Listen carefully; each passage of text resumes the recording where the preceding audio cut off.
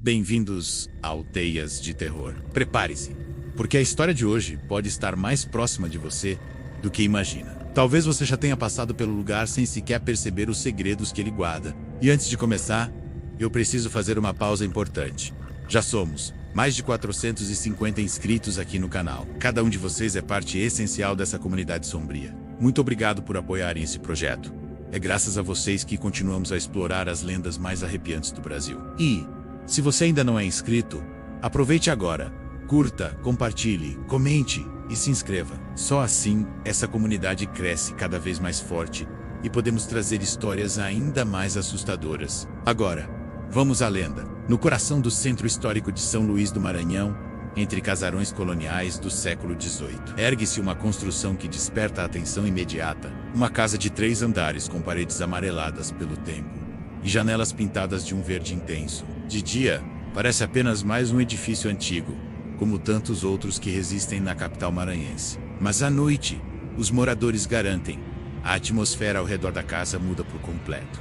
No século XIX, ali viveu a poderosa família Duarte, comerciantes portugueses que acumulavam riqueza e prestígio. O patriarca Manuel Duarte era conhecido por sua frieza com empregados e até com os próprios filhos. Foi durante uma luxuosa festa que aconteceu a tragédia que marcaria a história da casa. Beatriz, filha de Manuel, de apenas 17 anos, desapareceu misteriosamente. Ela usava um vestido branco de renda naquela noite. Procuraram em todos os cômodos, nos porões e até na vizinhança, mas Beatriz jamais foi vista novamente. Oficialmente, a família divulgou que a jovem havia fugido para Portugal com um pretendente, mas os empregados sussurravam que durante a madrugada ouviam gritos abafados vindos das paredes da casa. E pela manhã, sempre uma das janelas verdes aparecia entreaberta, como se alguém tivesse tentado pedir socorro. Com o tempo, a família Duarte deixou São Luís.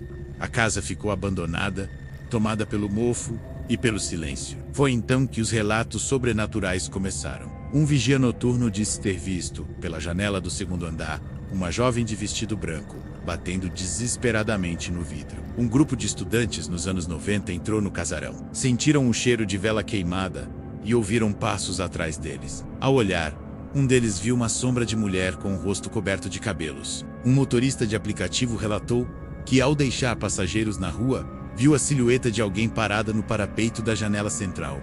Bastou piscar e a figura havia sumido. No início dos anos 2000, a prefeitura tentou restaurar o casarão e até alugá-lo. Um comerciante aceitou viver lá temporariamente. Não durou 3 meses. Ele dizia ouvir passos subindo as escadas todas as noites, mesmo quando estava sozinho. Portas batiam, objetos mudavam de lugar. Mas o pior aconteceu numa madrugada chuvosa. Ao abrir os olhos, encontrou uma mulher de vestido branco ensopado, parada ao pé da cama. Ela não tinha olhos, apenas buracos escuros, dos quais escorria sangue. O homem fugiu correndo pelas ruas e nunca mais voltou. Antes de continuar, deixa eu abrir um parêntese. Muita gente acompanha nossos vídeos, mas não está se inscrevendo. É como se quisessem ouvir, mas sem se comprometer. E isso enfraquece o canal. Assim como a Casa das Janelas Verdes se tornou ruína, este espaço também pode desaparecer se você não fizer sua parte. Então, aproveita agora.